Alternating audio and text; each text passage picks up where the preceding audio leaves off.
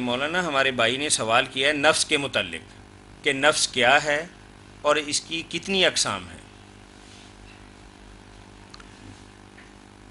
نفس جو ہے نا انسان میں نیکی بدی کی تمیز کرنے والی چیز، جس کو ضمیر کہہ لیں، بصیرت کہہ لیں، یہی ہے انسان کے اندر اللہ تعالیٰ نے ایک جوہر رکھ دیا جو فرق کرتا کہ اچھی چیز ہے یہ بری ہے۔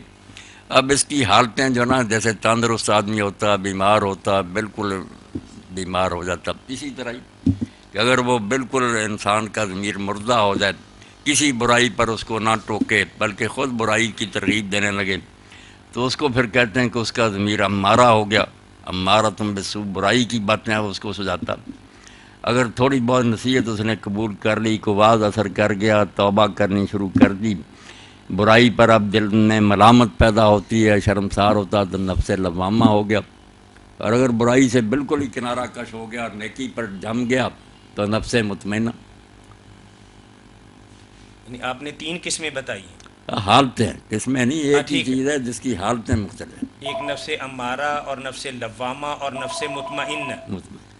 اچھا، نفس راضیہ بھی ہوتا ہے مولانا؟ آپ بتا رہے تھے نفس کی حالتیں، اور ایک حالت تو یہ آپ نے بتائی کہ نفس امارہ ہے اور نفس لوامہ ہے اور نفس مطمئنہ ہے، اور نفس راضیہ بھی ہے؟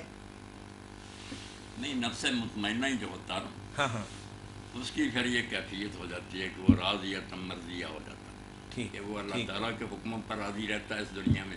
ٹھیک۔ اللہ پھر قیامت کے دن اس پر خوش ہو۔ وہی بات جو رضی اللہ عنہ و رضوا عنہ میں آئی ہے کہ وہ اللہ سے راضی رہتے ہیں، اللہ ان پر راضی ہوگا۔ یہ پھر انعام ہے اس کا کہ وہ راضی رہے اللہ سے، اللہ ان پر راضی ہو گیا۔ نفس مطمئنہ والوں کو یہ راضیہ یعنی اسی کا یہ ایک اسی کا دوسرا نام۔ ٹھیک ہے۔